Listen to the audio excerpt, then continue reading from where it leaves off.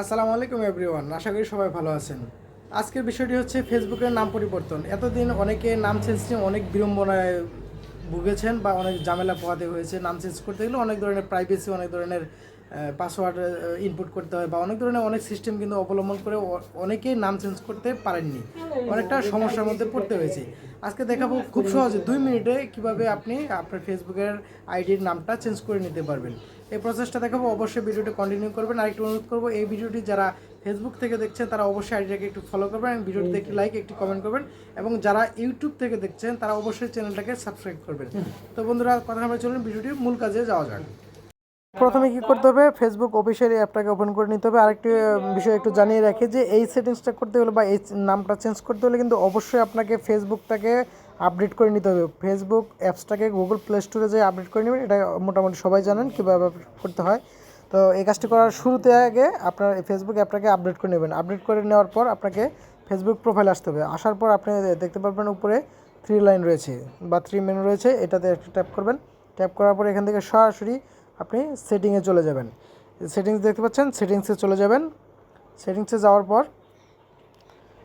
আপনার সামনে এরকম একটা ইন্টারফেস চলে আসবে। এখানে অনেকগুলো অপশন আছে, এত কিছু দেখার আসলে প্রয়োজন নেই। সরাসরি আপনি কী করবেন, পার্সোনাল ডিটেলস নামের যে লেখাটি রয়েছে এই লেখাটির উপর একটা ট্যাপ করে দিবেন।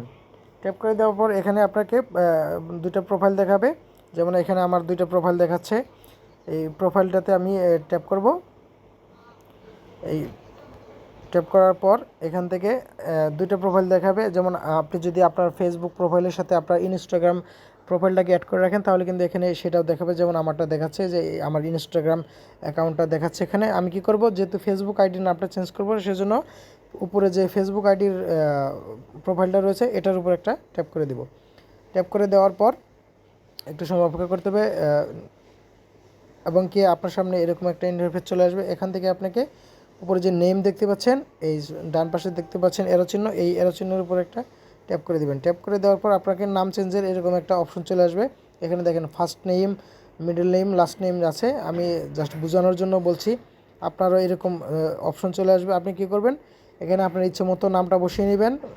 বসিয়ে নেওয়ার পর নিচে দেখতে পারবেন রিভিউ চেঞ্জ নামের একটা অপশন আছে। জাস্ট এখানে ট্যাপ করলেই কিন্তু আপনার নামটা চেঞ্জ হয়ে যাবে। এই ক্ষেত্রে আপনাকে কোনো পাসওয়ার্ড ইনপুট করতে হবে না বা অন্য কোনো কাজ করতে হবে না বা কোনো ভেরিফিকেশন কোড কিছু লাগবে না।